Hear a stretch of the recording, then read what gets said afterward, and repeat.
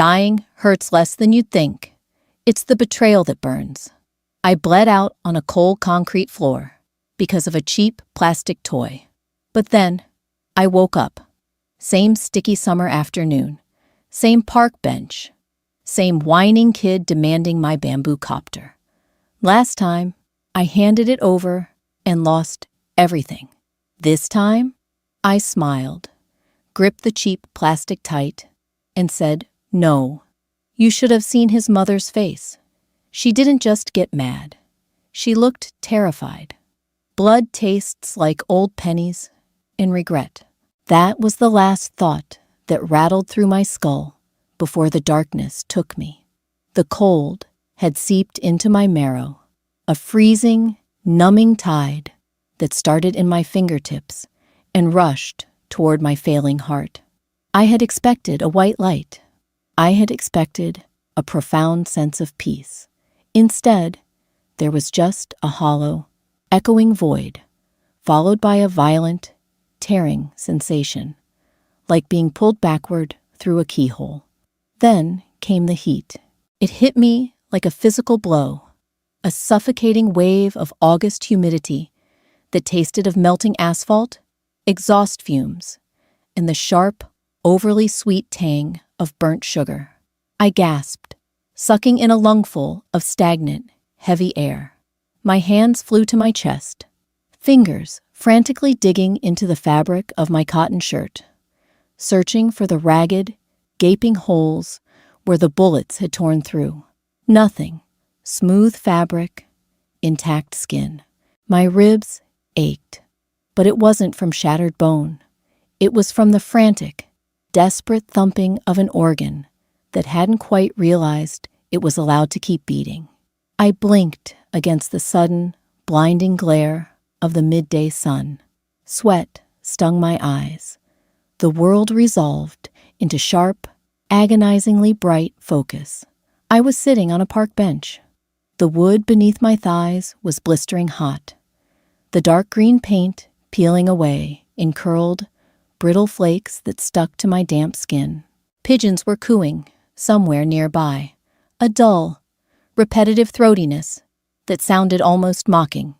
In the distance, the chaotic, tinny music of a cheap carnival carousel spun round and round.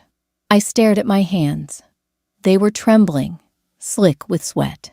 I turned them over. There, on the webbing between my left thumb and index finger, the skin was perfectly smooth. The jagged, ugly scar I'd gotten 2 years ago, the one from the shattered beer bottle in a dive bar, was gone. I swallowed hard, my throat feeling like it was lined with sandpaper. I forced myself to look at my left wrist. The cheap digital watch I wore, the one with the cracked screen, stared back at me. July 14th, 2:15 p.m. It was 3 years ago. 3 years to the exact day, to the exact hour. A nauseating wave of vertigo washed over me. I gripped the edge of the bench, my knuckles turning white, fighting the urge to lean over and empty my stomach onto the sun-baked concrete. Rebirth isn't a miracle. It doesn't come with an angelic choir or a sudden surge of heroic purpose. It feels like a sickness. It feels like your brain is violently rejecting the reality it's being forced to process.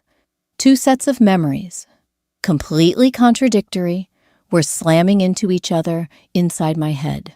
I remembered the cold floor of the warehouse. I remembered the heavy boots of the men who had cornered me. I remembered the metallic click of a gun hammer pulling back, and yet here I was, smelling the ozone of an approaching summer thunderstorm, listening to the shrieks of children on a Ferris wheel. My right hand felt cramped. I looked down and realized my fingers were locked in a death grip around a small object, a bamboo copter. It was a flimsy, pathetic little thing, a thin wooden dowel attached to a cheap, injection-molded plastic propeller, painted a garish, toxic shade of neon blue.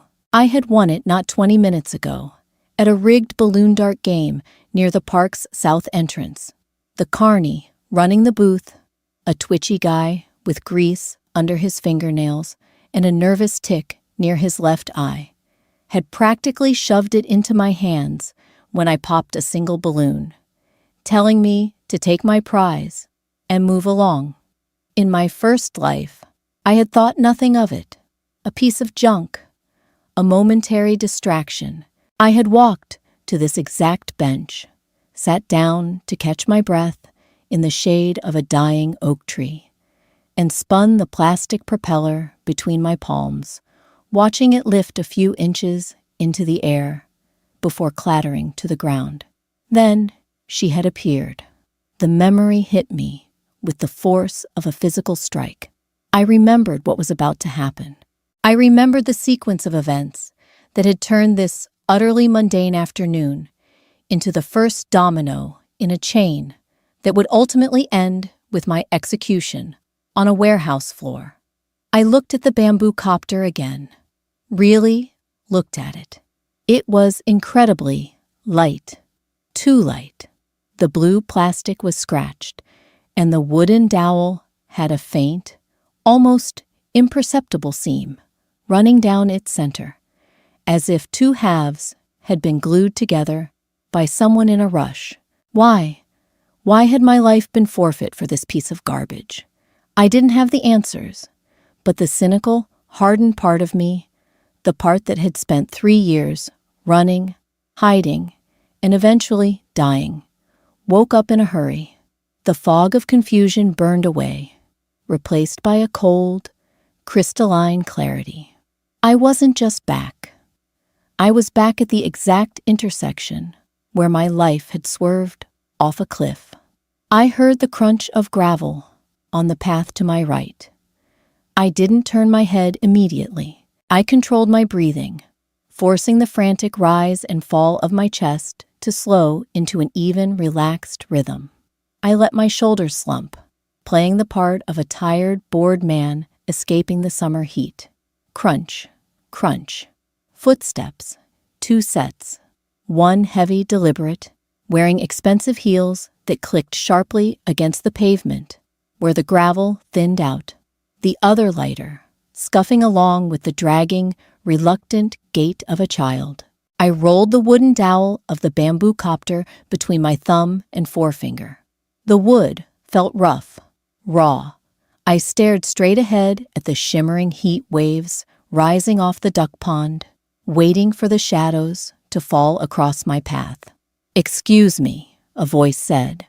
Smooth, cultured, edged with a perfectly calibrated amount of polite hesitation. I slowly turned my head. It was time to meet the architect of my ruin. Beatrice stood there, exactly as I remembered her.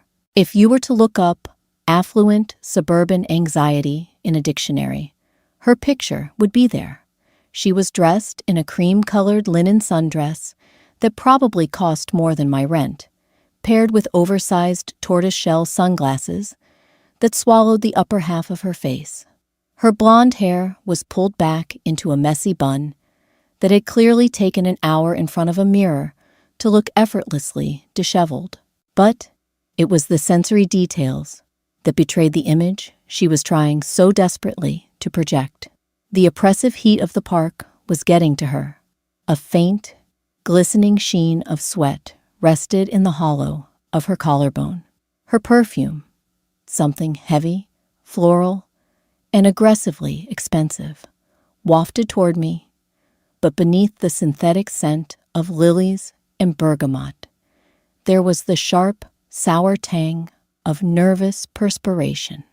She was breathing just a little too fast. Her hands, clutching a buttery leather tote bag, were rigid, the knuckles showing white through the tanned skin. Hiding behind her leg was the boy, Leo. He looked to be about 6 years old, dressed in a miniature polo shirt and khaki shorts. He was kicking at the dirt with a designer sneaker, his face scrunched into a theatrical mask of misery. "I'm so sorry to bother you," Beatrice continued, her lips stretching into a tight, practiced smile that didn't even attempt to reach her hidden eyes. It's incredibly hot, and we've been walking for hours, and my son—" She trailed off, gesturing vaguely downward with one perfectly manicured hand. Right on cue, Leo let out a high-pitched, reedy whine. He pointed a sticky, unwashed finger directly at my hand. "I want that one. The blue one. You promised, Mommy." I looked from the boy to the mother, letting the silence stretch for a fraction of a second longer than was polite. In my first life, this was the moment I had folded. I had looked at this woman, seen the exhaustion in her posture, heard the grating whine of a tired child, and I had felt empathy. Empathy. What a useless, fatal emotion. I had thought she was just a mother, at the end of her rope, desperately trying to quiet a tantrum so she could salvage a miserable afternoon in the park. When she offered to buy the cheap toy off me for a $20 bill, claiming her son had a specific fixation on blue helicopters, I had laughed, handed it over, and told her to keep her money. I had been so terribly, terribly blind. Now, with the benefit of hindsight and a memory of a bullet tearing through my chest, I watched the performance with a cynical eye. The cracks were glaringly obvious. First, the child wasn't throwing a real tantrum. A real child throwing a fit over a toy is a force of nature. There are tears, there is screaming, there is an absolute, localized loss of gravity and reason. Leo wasn't crying. His eyes were dry. He was looking at the bamboo copter, not with the manic desire of a child wanting to play, but with the focused instruction of an actor hitting his mark. He pointed, he whined, but his body language was bored. Second, Beatrice's posture was all wrong. When a mother is dealing with a public meltdown, her attention is on the child. She is either trying to soothe them, scold them, or ignore them out of embarrassment. Beatrice hadn't looked at Leo once. Her head was angled downward, yes, but behind the dark lenses of those oversized sunglasses, I could feel her gaze locked onto my hands, locked onto the blue plastic. She was a predator pretending to be prey. "He's just absolutely fixated on that little toy you have there," Beatrice said, her voice dropping an octave, trying to manufacture a tone of conspiratorial camaraderie. "We're both adults here. Surely you understand how irrational children are. We went to the carnival, but they were completely out of the blue ones. He's been inconsolable." A lie. A stupid, desperate lie. The carny had a cardboard box overflowing with neon blue copters right beneath his counter. "Is that right?" I kept my voice flat, devoid of the warmth I had offered in my past life. I didn't smile. I just looked at her, letting my eyes drop down to the leather bag, then back up to her face. The lack of immediate compliance threw her off rhythm. Her rigid smile faltered for a microsecond before she pasted it back on. "Yes," she laughed, a brittle, breathy sound that grated against the humid air. "It's silly, I know, but you know how kids are. Look, I don't want to ruin your afternoon. How about I just buy it from you? I'll give you $20 for it. It's more than it's worth, I know, but you'd really be saving me a headache." She didn't reach for her purse. She was testing the waters, waiting for the social contract of polite society to kick in. The expectation was that I would wave the money away, act the gentleman, and hand the toy to the boy. I looked down at the bamboo copter in my hand. I ran my thumb over the seam on the wooden dowel again. The rough edge caught against my skin. There was something inside this wood. I was holding a dead drop. The carny at the balloon dart booth wasn't just handing out cheap prizes. He was passing off information. I must have walked up at the exact time the real contact was supposed to arrive. I fit the description, or I was just wearing a similar shirt, and he handed me a death sentence wrapped in neon plastic. Beatrice wasn't a random mother. She was the retrieval team. $20, I repeated slowly, letting the words hang in the heavy air. Or 50, she said quickly, the words tumbling out of her mouth before she could stop them. The polite mask was cracking. The desperation was bleeding through. $50, please. Just let me take it off your hands. I looked at Leo. The kid was still pointing his finger, frozen in his pose, waiting for his mother to finish the transaction. I shifted my weight on the bench, leaning forward slightly. I felt a grim, dark satisfaction welling up in my chest. For 3 years, I had been the victim of forces I didn't understand. I had been hunted like an animal. Now, the power dynamic was entirely in my hands, resting in the weight of a 3-cent piece of wood. I looked Beatrice dead in the center of her expensive sunglasses. No, the word hung in the stifling summer air, sharp and absolute. It didn't echo, but its impact was seismic. I'm sorry, Beatrice stammered, her voice losing its cultured smoothness, pitching up into a reedy squeak of genuine confusion. I said no, I replied, my tone conversational but utterly immovable.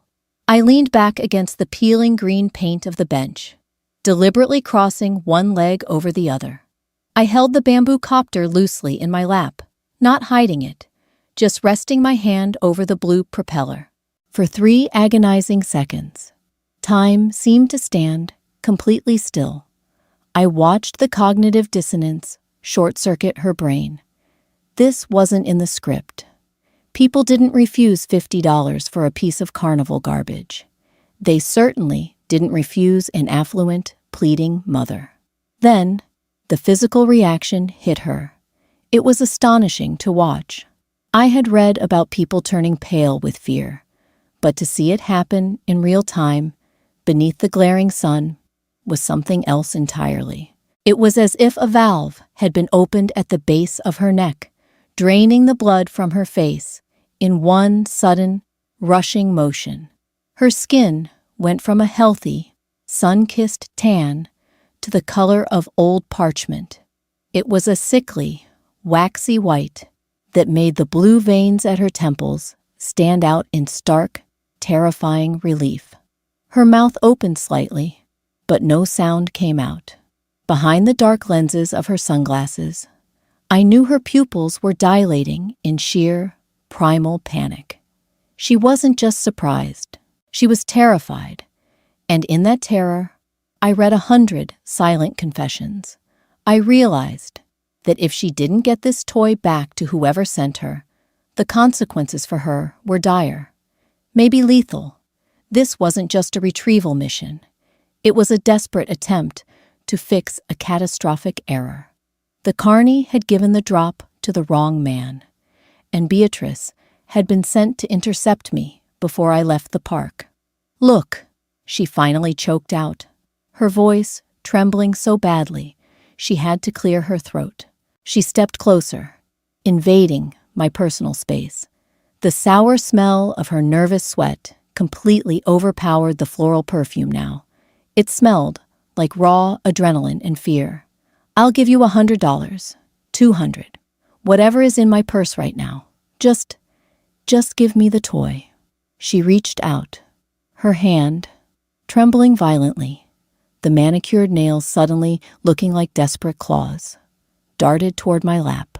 My reflexes, honed by 3 years of running for my life in a timeline she had created, took over. Before she could even brush the fabric of my jeans, my hand clamped around her wrist. I didn't squeeze hard enough to break skin, but I applied enough pressure to let her know she had hit a concrete wall. Her skin was freezing cold despite the 90-degree heat. She gasped, pulling back, but I held on for a fraction of a second longer, forcing her to lean in, forcing her to realize exactly how out of her depth she was. "It's not for sale," I said, dropping my voice to a harsh, quiet rasp. I stripped away every ounce of polite societal pretense. I let the cynical, tired ghost of my murdered self look out through my eyes. "And if you ever reach for me again, you're going to lose a lot more than a piece of plastic. Do you understand me?" I released her wrist. She stumbled backward as if she'd been burned, nearly tripping over Leo, who had finally dropped his fake whining act and was staring at me with wide, genuinely frightened eyes. Beatrice's chest was heaving. Her polished facade had completely shattered. She wasn't an affluent mother anymore. She was a cornered animal staring at an apex predator she had mistaken for a mouse. Her eyes darted wildly around the park, not looking for the police, but looking over her shoulder, scanning the tree line, scanning the paths. She was looking for her handlers. She was looking to see if anyone had witnessed her catastrophic failure. I didn't wait around for her to formulate a backup plan. I stood up. I was a good 6 inches taller than her, and I used every bit of that height to loom over her for one final, silent second. Then, I turned on my heel and walked away. I didn't run. Running invites pursuit. I walked with deliberate, measured strides down the gravel path, heading deeper into the park, toward the dense cluster of oak trees and the public restrooms near the amphitheater. My senses were dialed up to 11. The crunch of gravel beneath my boots sounded deafening. The cicadas buzzing in the branches sounded like a circular saw. The air felt thick, heavy with impending violence. Every person I passed, an old man feeding ducks, a couple arguing on a blanket, a teenager aggressively pedaling a bicycle, was subjected to a rapid, paranoid threat assessment. Are you with her? Are you the backup? I reached the brutalist concrete block of the public restrooms. The men's room was empty. It smelled of industrial bleach, stale urine, and damp concrete. The fluorescent lights overhead flickered with an angry, buzzing hum. I walked over to the bank of sinks, stared at my reflection in the spotted, grime-covered mirror, and took a deep, shuddering breath. The man looking back at me looked the same as he had this morning, but his eyes were ancient. I looked down at the bamboo copter in my hand. It was time to find out what I had died for. I gripped the blue plastic propeller with my left hand and the thickest part of the wooden dowel with my right. I braced my elbows against the edge of the ceramic sink and applied pressure, twisting and bending simultaneously. The wood resisted for a moment, then gave way with a sharp, echoing crack. The dowel split perfectly down the middle seam. It was hollow. I tapped the broken halves against the porcelain sink. A tiny, metallic object clattered against the ceramic, skittering to a halt near the drain. I leaned in closely. It was a micro SD card, scarcely larger than a fingernail, wrapped in a thin layer of protective silicone. I stared at the tiny black square, feeling the blood pound in my ears. This was it, the alpha and omega of my misery. A few gigabytes of data that had been worth a bullet in my chest. I picked it up, feeling its sharp edges press into my fingerprint. I didn't know what was on it yet. Financial records? Blackmail? State secrets? It didn't matter right now. What mattered was that the game had changed. Beatrice and whoever held her leash thought they were dealing with a random civilian who had accidentally stumbled into their dead drop. They had no idea they were dealing with a ghost who already knew how the story ended. I slipped the memory card into the coin pocket of my jeans, threw the broken pieces of the bamboo copter into the trash can, and walked out into the suffocating summer heat. The war had just started, but this time I had the high ground. Leaving the park felt like wading through wet cement. Every step required a deliberate, exhausting command from my brain to my muscles. My boots scraped against the hot pavement, a harsh, dragging sound that seemed to scream my location to anyone listening. The suffocating August heat was still there, baking the city into a hazy, shimmering oven. But I was shivering. A cold sweat plastered my shirt to my spine. The adrenaline crash was finally hitting, leaving a sour, metallic taste in the back of my throat and a tremor in my hands that I couldn't suppress. I merged into the dense flow of pedestrian traffic on the main avenue, keeping my head down. I used the anonymity of the sweltering, irritated crowd as a temporary shield. A bus roared past, coughing a thick cloud of diesel exhaust into my face. I inhaled the acrid fumes and let the harsh reality of the smell ground me. I was alive. My lungs burned, my legs ached, and my heart hammered against my ribs. I wasn't a corpse rotting on a warehouse floor, but I would be if I didn't move fast. In my past life, after handing over the bamboo copter to Beatrice, I had simply walked back to my cramped apartment, completely oblivious to the crosshairs painting my back. It took them 3 days to manufacture a reason to ruin me. 3 days of silent surveillance before the frame-up began. Drugs planted in my locker at the auto shop. A sudden, violent police raid. My bail being mysteriously paid by a shell corporation, throwing me back out onto the street where the real wolves were waiting. They had taken their time because they had what they wanted. The drop was secure. I was just a loose end they needed to tie up quietly. A random mechanic who might have peeked inside a hollow piece of wood. This time, I had kept the prize. The timeline was shattered. Beatrice was panicking, which meant she was calling her handlers right now. They wouldn't wait 3 days. They wouldn't bother framing me. They would come with guns, and they would come today. I ducked into a narrow, shadowed alleyway, smelling fiercely of rotting cabbage and stale beer.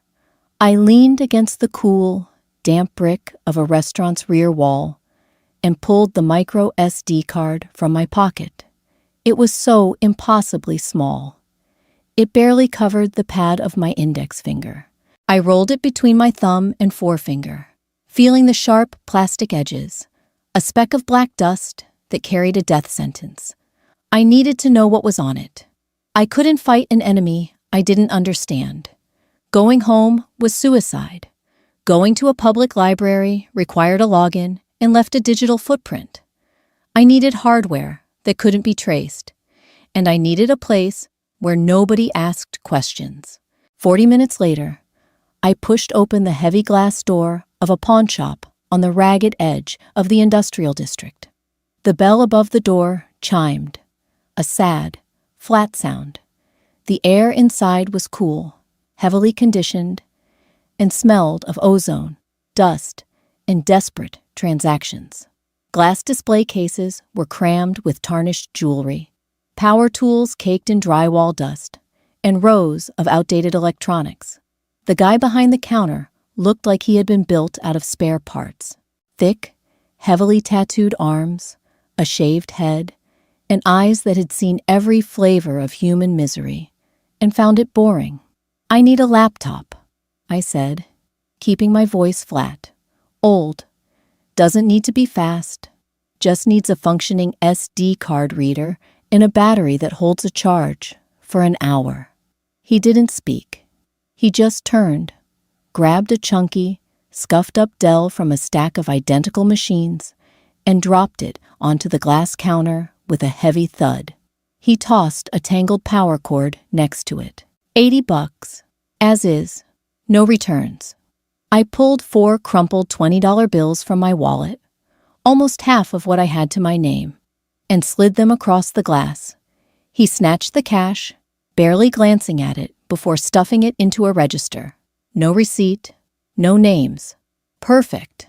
I bought a cheap, plastic SD to USB adapter from a dusty bin near the register, grabbed the laptop, and walked back out into the blistering heat. I didn't stop moving until I found a cheap motel 2 miles down the highway. The neon sign out front buzzed angrily, the M flickering in a perpetual state of dying. I paid for a single night in cash to a bored teenager chewing gum behind bulletproof glass. Room 114, ground floor, back of the building, facing a rusted chain-link fence and a line of overgrown scrub pines. I unlocked the hollow wooden door and stepped inside. The room was bathed in the sickly yellow glow of a single lamp.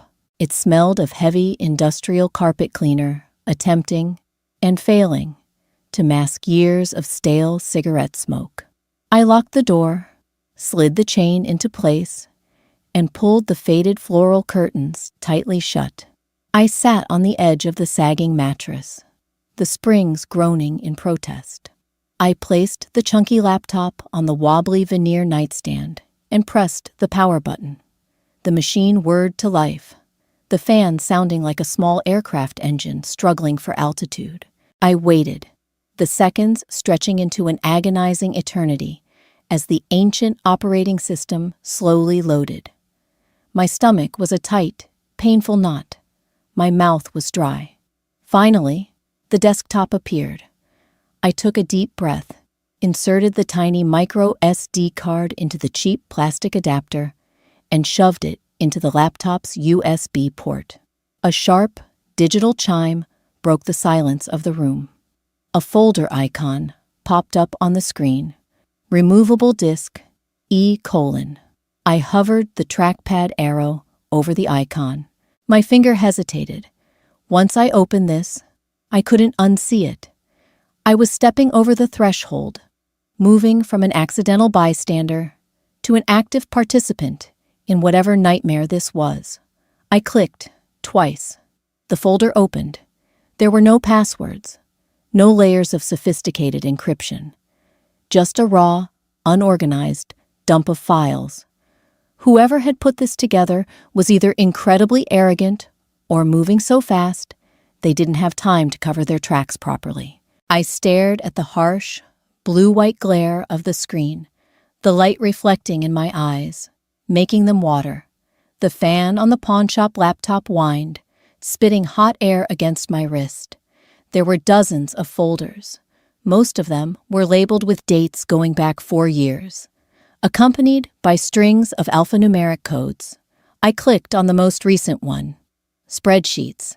Endless columns of numbers, dates, and account routing information. It looked like a standard accounting ledger, but the amounts were staggering. 7 figures, 8 figures, moving rapidly through offshore accounts in the Caymans, Cyprus, and the Isle of Man. I am no forensic accountant, but I know how to spot a wash cycle. The money was being fractured, bounced across the globe, and reconstituted into legitimate holdings. I backed out and clicked on another folder. This one contained PDFs, invoices, shipping manifests, and land deeds. My eyes scanned the documents, searching for a common denominator. It took 3 files before a name jumped out at me, bolded and repeated with terrifying frequency. Caldwell Enterprises. The name hit me like a physical punch to the gut. Everyone in the city knew the Caldwells. They owned the shipping ports. They owned half the real estate downtown. They funded the mayor's campaigns and donated millions to the children's hospital. They were untouchable. Victor Caldwell, the patriarch, was a man whose smile could freeze water. I leaned closer to the screen, my heart pounding a slow, heavy rhythm. I clicked on a subfolder, labeled Project Reclamation. It was full of photographs. I opened the first image. It was a high-resolution drone shot of a massive, desolate plot of land outside the city limits. The old industrial rail yards that Caldwell Enterprises had bought up years ago, promising to build low-income housing. I clicked to the next image. It was taken at ground level, at night. Harsh floodlights illuminated a massive, jagged trench dug into the earth. Men in full hazmat suits were directing heavy machinery. They were burying hundreds of rusted, unmarked steel drums. I kept clicking. The photos documented a massive, illegal dumping operation. Chemical waste, toxic runoff from Caldwell's manufacturing plants, buried directly over the city's secondary aquifer. Then came the medical reports. My breath caught in my throat. The air in the motel room suddenly felt too thick to breathe. There were dozens of pages detailing blood panels, toxicology screens, and autopsy reports. The subjects were all residents of the low-income neighborhoods bordering the old rail yards. Children with aggressive, inexplicable clusters of leukemia. Adults suffering from sudden neurological collapse. The Caldwells weren't just embezzling money. They were poisoning the ground, killing people to save millions in waste disposal costs, and then laundering the profits to pay off the environmental inspectors and local politicians. And Beatrice? I dug deeper, finding an organizational chart hidden in a file labeled Logistics. There she was, Beatrice Thorne. Not a helpless mother. She was listed as the primary liaison for the cleanup crew. The fixer. Her job was to make sure the right people got paid, to look the other way, and the wrong people disappeared. I sat back, the springs of the mattress groaning. I rubbed my hands over my face, feeling the rough stubble on my jaw, the sheer, crushing weight of it all pressed down on my shoulders. In my past life, I had died for a ledger. I had been dragged into a warehouse, beaten until my ribs splintered, and shot in the chest, all because some terrified whistleblower, probably the guy who got too close to the chemical drums and realized he was coughing up blood, had tried to smuggle this evidence to a journalist or a federal agent. The balloon dart carney was just the middleman. I was just the idiot wearing the wrong shirt at the wrong time. A bitter, cynical laugh clawed its way up my throat. It was a harsh, ugly sound that startled me. I wasn't a hero. I was a grease monkey who spent his weekends fixing transmissions and drinking cheap beer. I didn't want to save the world. I didn't care about bringing down empires. But I cared about the hole in my chest. I cared about the memory of my own blood pooling on concrete. I cared about the sheer, unadulterated arrogance of people who thought my life was worth less than a piece of plastic. I looked back at the screen. The evidence was damning. If this got out, the Caldwell empire would burn to ash. Victor Caldwell would spend the rest of his life in a concrete box, and Beatrice would be right there next to him. But I couldn't just hand it over to the police. The local precinct was likely on the Caldwell payroll. A federal drop required time and connections I didn't possess. If I exposed myself to hand this over, I'd be dead before the 6 o'clock news aired. No, I couldn't play by the rules. The rules were written by the people trying to kill me. I pulled the SD card from the reader. The digital chime rang out again. I slipped the tiny piece of plastic back into my pocket, feeling its weight like a physical anchor. I needed to see if they were taking the bait. I needed to know how the Caldwell machine operated when it was panicked. I closed the laptop, stuffed it into my duffel bag, and stood up. The fear was still there, cold and sharp in my belly, but it was no longer paralyzing. It was morphing, twisting into something darker, something harder. I wasn't the prey anymore. I was a ghost. And ghosts don't run. They haunt. twilight brought a heavy, bruised sky that threatened rain, but stubbornly refused to deliver. The city was trapped under a dome of stagnant, humid air. I sat in the cab of a rusted-out Ford pickup truck I had hot-wired an hour ago from a long-term parking lot near the airport. The leather bench seat was cracked and smelled faintly of wet dog and stale tobacco. I was parked in a narrow alleyway directly across the street from my own apartment building.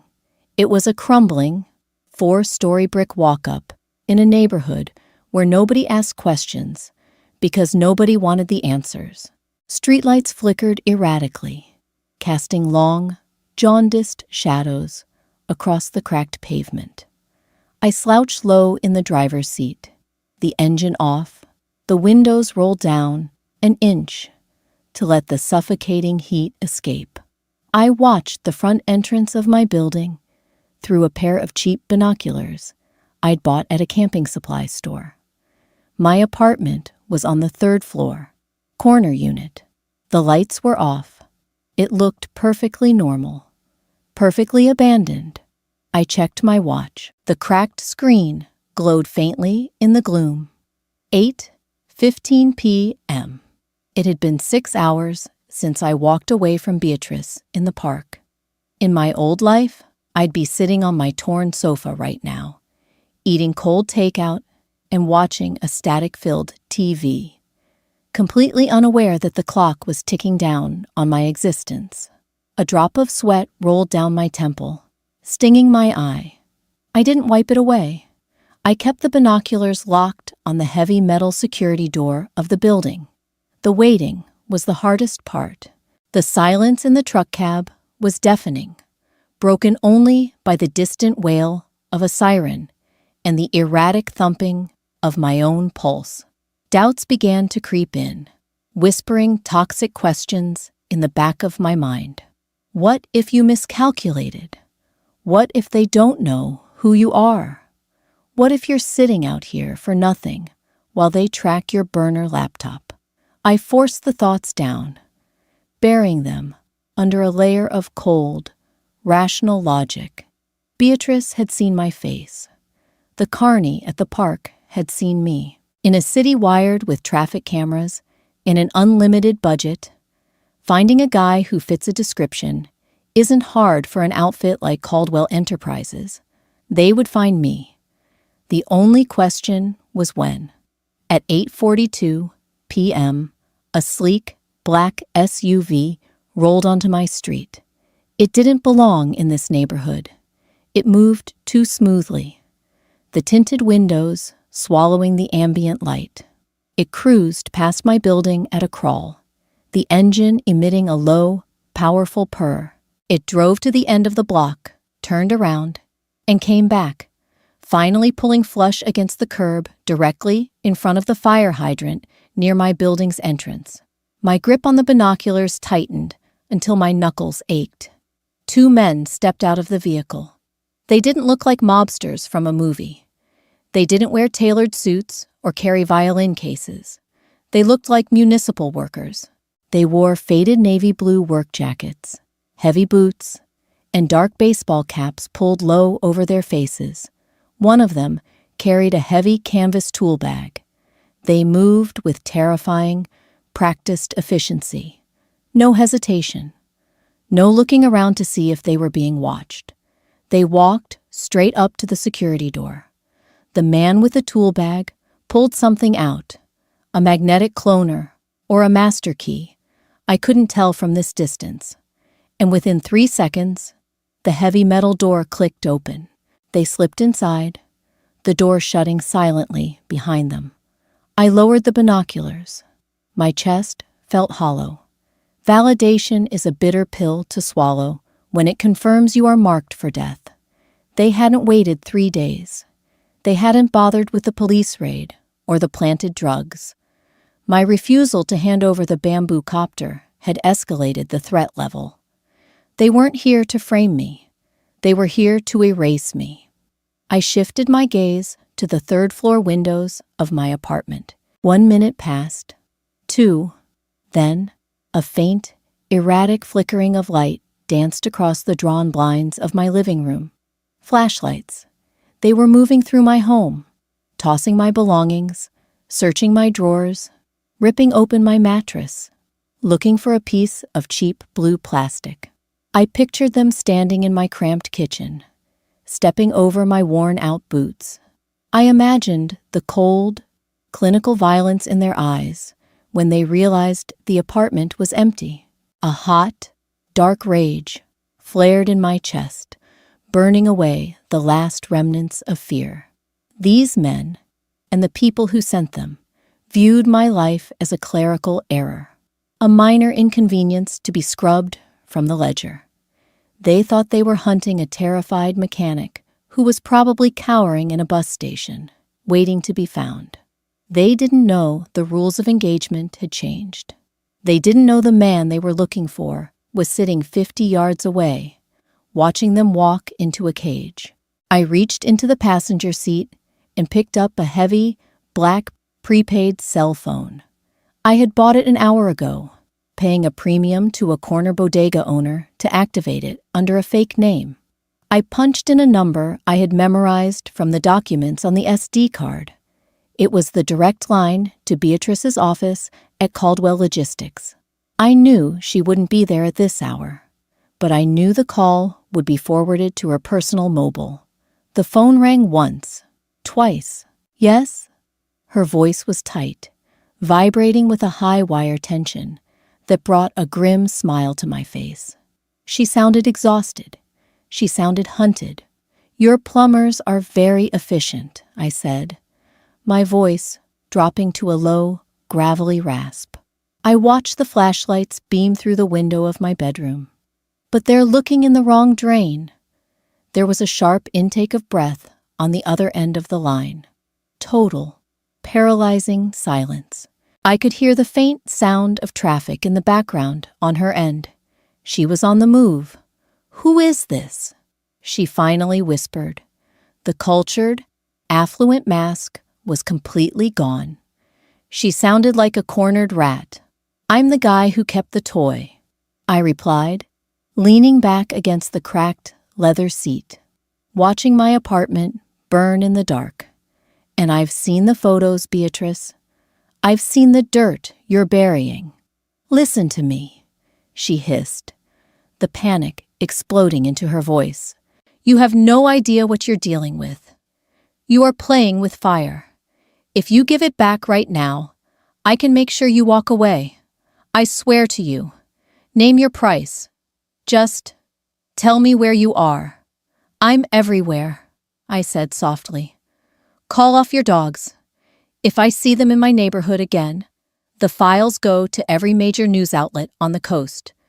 You have 24 hours to gather $10 million in untraceable bearer bonds."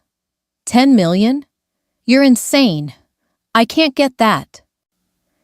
"Then you'd better start looking for a country that doesn't have an extradition treaty," I said smoothly. I didn't wait for her response. I ended the call, pulled the battery out of the phone, and tossed both pieces out the truck window into the dark, wet alley. I put the truck in drive and slowly pulled away from the curb, leaving my old life behind in the rearview mirror. I didn't want their money. The demand was just a smokescreen, a way to keep them panicked, bleeding resources, and looking in the wrong direction. The war had begun, and I was going to burn Caldwell Enterprises to the ground. One piece at a time, rain finally broke the city's fever just before dawn. It didn't fall. It slammed into the motel's aluminum roof like handfuls of gravel, washing the stifling humidity down the gutters. I sat on the edge of the sagging mattress, watching the water streak the dirty window pane. The pawnshop laptop hummed a strained, high-pitched tune on the nightstand. My eyes felt like they were filled with crushed glass. I hadn't slept a single second. Every time I closed my eyes, I felt the cold concrete of the warehouse floor against my cheek and tasted my own blood. I took a slow sip of black coffee from a styrofoam cup. It tasted like battery acid, and burnt paper, but the caffeine was a necessary violence against my own exhaustion. Revenge is a terrible roommate. It demands all your attention and feeds on your paranoia. I couldn't just hand the SD card over to the police. Victor Caldwell owned the police. He owned the mayor. If I walked into a precinct with this drive, the evidence would disappear into a lockup room, and I would disappear into a holding cell, where an off-duty deputy would casually strangle me with my own shoelaces. I needed to bypass the local machinery entirely. I needed to build a fire so massive that Caldwell's money couldn't buy enough water to put it out. I plugged the micro SD card back into the cheap reader and started sorting. The financial ledgers were complex, requiring forensic accountants to truly unravel. The illegal land deeds were bureaucratic and boring, but the medical records, the photos of the toxic waste barrels being buried next to the city's secondary water supply, that was raw. That was visceral. I didn't send everything.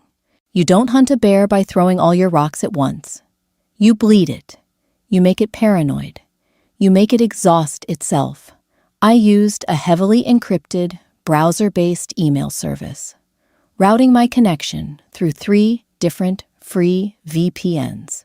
I compiled a tight, undeniable package. 5 photos of the chemical drums, the coordinates of the burial trench, and a cross-reference list of the leukemia clusters in the adjacent neighborhood.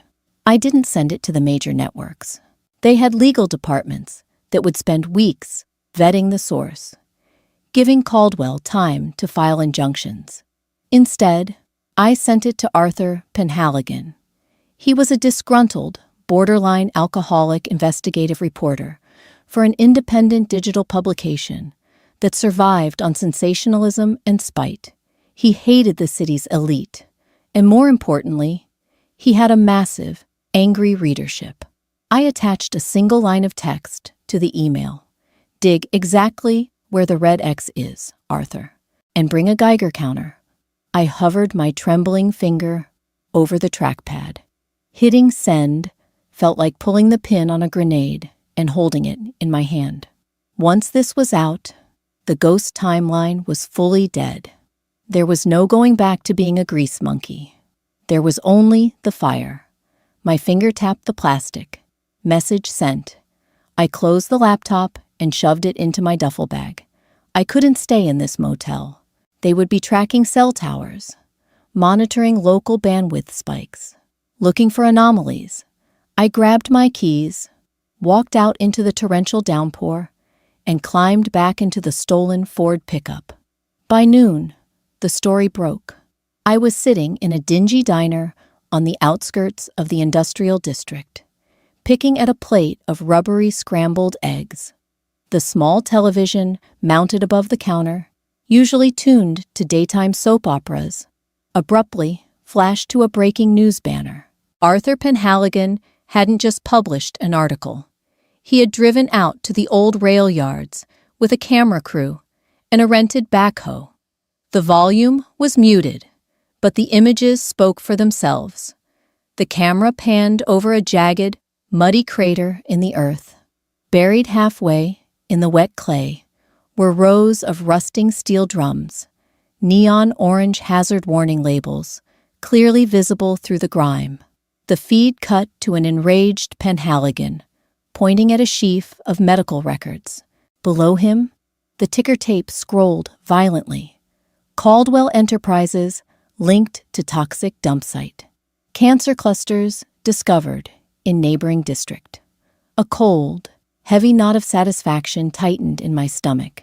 The diner grew dead quiet. 2 truckers, sitting a few stools down, stopped eating, their forks hovering halfway to their mouths, staring at the screen. The machine was bleeding. I walked out to the payphone in the diner's vestibule. The receiver was sticky, smelling of stale breath and cheap cologne. I dropped a handful of quarters into the slot and dialed the direct line to Beatrice's office. It didn't even ring. It went straight to a busy signal. The switchboards were melting down. I smiled, a tight, ugly expression that hurt my face. I waited an hour, bought a burner phone from a gas station across the street, and dialed her personal mobile number. She picked up on the first ring. "I told you 10 million, I said, pitching my voice low, letting the ambient noise of the passing highway wash over the receiver. "You son of a bitch," she hissed. Her voice was unrecognizable. The polished, affluent veneer had been burned away by sheer, unadulterated panic. "Do you have any idea what you've done? The SEC is freezing our accounts. The EPA is cordoning off the site. Victor is going to kill me. He is going to literally kill me. I asked for 10 million. I repeated, cold and steady. "I only released the first chapter, Beatrice.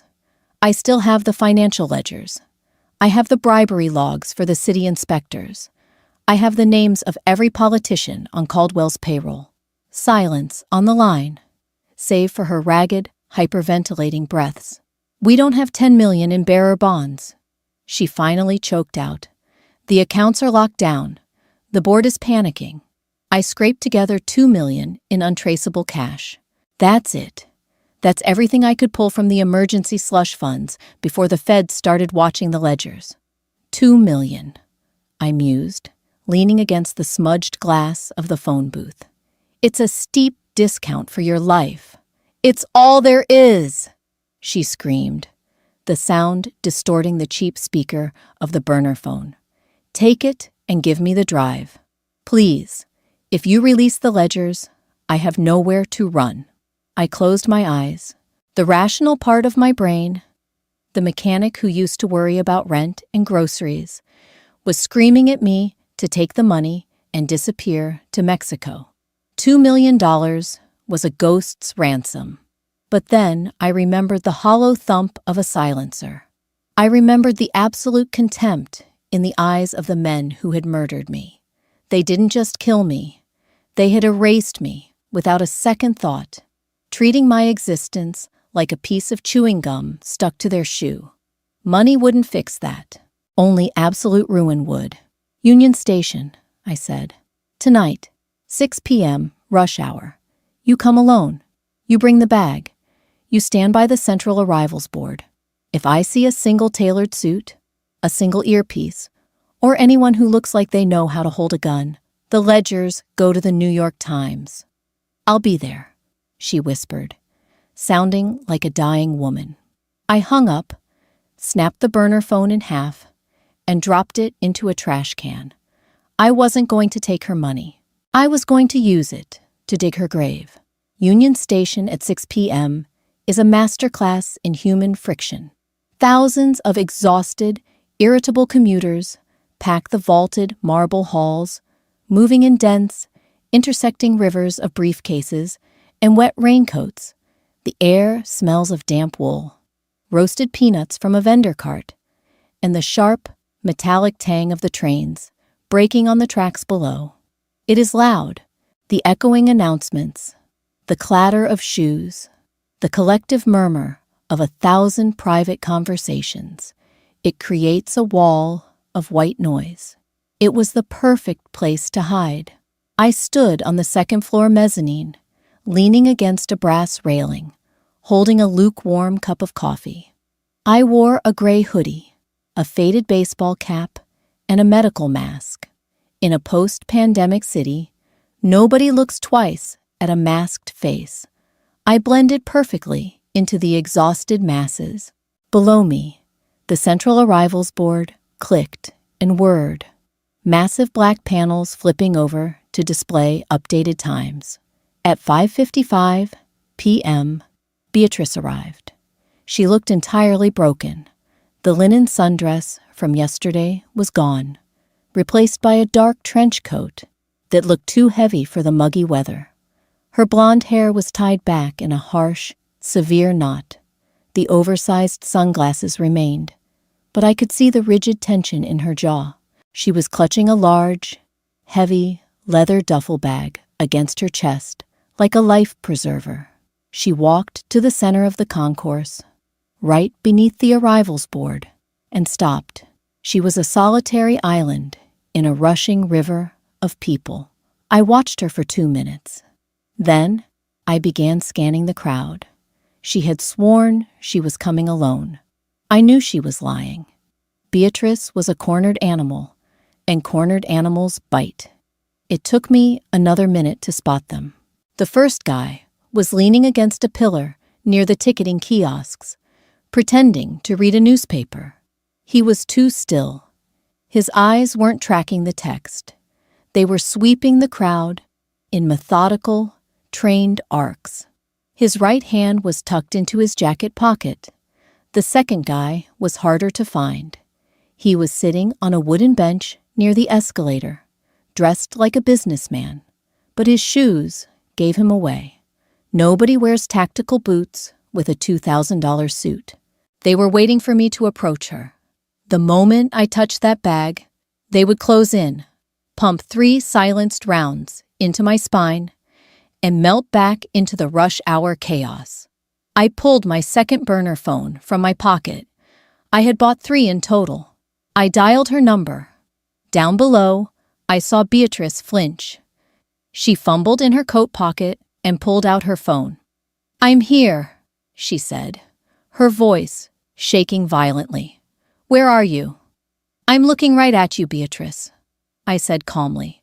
"And I'm looking at your 2 friends, the one by the kiosk and the one by the escalator." She froze. Her head snapped toward the ticketing kiosks, a fatal betrayal of her own lie. I had to," she stammered, the panic rising in her throat again. "Victor insisted.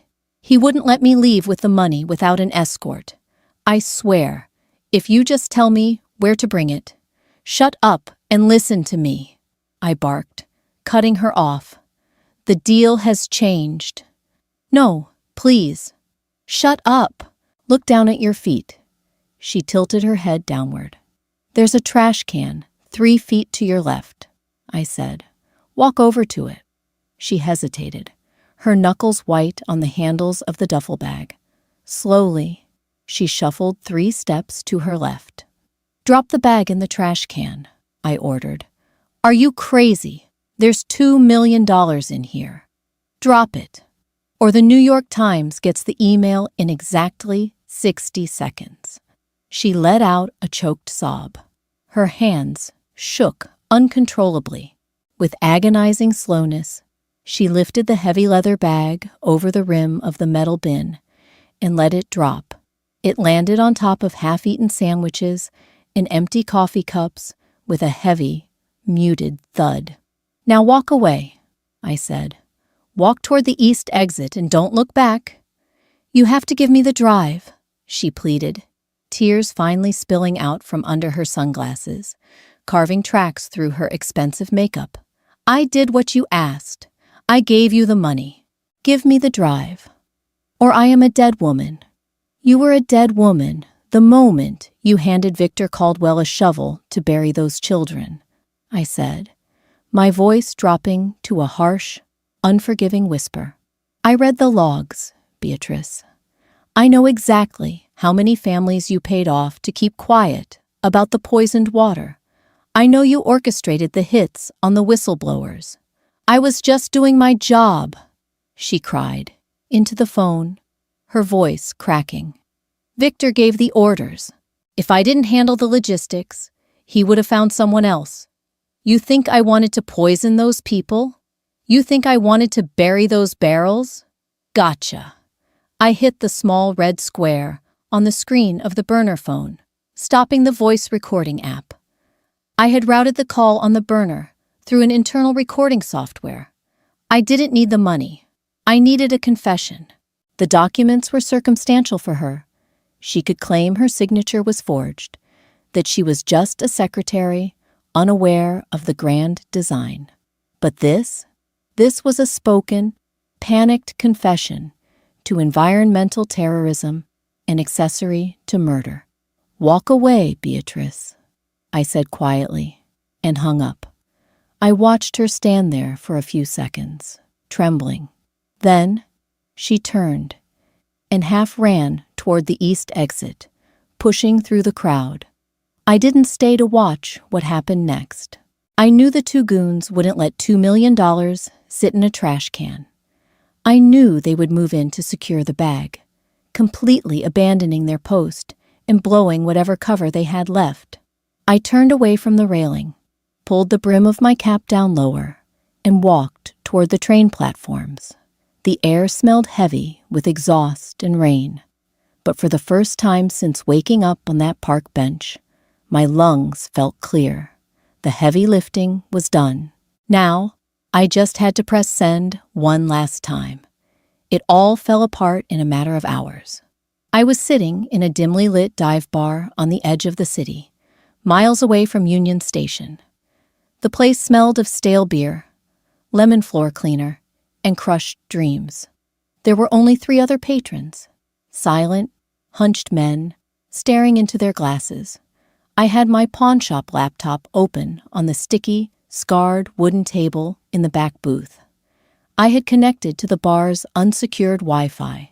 10 minutes ago, I had attached the entire, unredacted contents of the micro SD card to a mass email. The financial ledgers, the bribery logs, the organizational charts, and, as the final nail in the coffin, the audio recording of Beatrice Thorne crying about burying barrels and following orders. I sent it to the FBI field office, the EPA regional director, the state attorney general, the New York Times, the Washington Post, and, just for good measure, Arthur Penhaligon. Then, I ordered a neat whiskey, closed the laptop, and waited. I didn't have to wait long. The television above the bar, previously showing a muted baseball game, switched to a breaking news alert. This wasn't a local broadcast anymore. This was national. Federal raid at Caldwell Enterprises headquarters. Helicopter footage showed a fleet of black armored vehicles surrounding the gleaming glass tower downtown. Dozens of agents in tactical gear were pouring into the lobby. The bartender, a burly man with a thick beard and a dirty apron, picked up the remote and unmuted the TV. Unprecedented sweeping indictments against Victor Caldwell and his executive board. A frantic news anchor was saying, pressing a hand to her earpiece. Sources inside the Justice Department are citing a massive, anonymous data leak that implicates the billionaire in money laundering, environmental terrorism, and potentially multiple homicides linked to a cover-up. The footage cut from the helicopter to a ground-level shot outside Caldwell's sprawling suburban estate. My chest tightened. The heavy iron gates of the mansion were open. FBI agents were swarming the lawn, and there, walking down the front steps in handcuffs, surrounded by a wall of federal windbreakers, was Victor Caldwell. He didn't look untouchable anymore. He looked old. He looked small. His bespoke suit was wrinkled, his face pale and slack with shock. The flashbulbs of the press cameras exploded around him, capturing the exact moment a king realized his empire had turned to dust. A few seconds later, a smaller inset window appeared on the screen. It was Beatrice. They were pulling her out of an unmarked car outside a police precinct. She was still wearing the trench coat. Her makeup was smeared across her face, and she looked completely catatonic, staring blankly ahead as agents guided her through the mob of reporters. "Well, I'll be damned," the bartender muttered, leaning against the tap handles. "Bastard finally got caught. Hope they bury him under the jail." I didn't say anything. I just stared at the screen. In my past life, those two people had orchestrated my murder without ever knowing my name.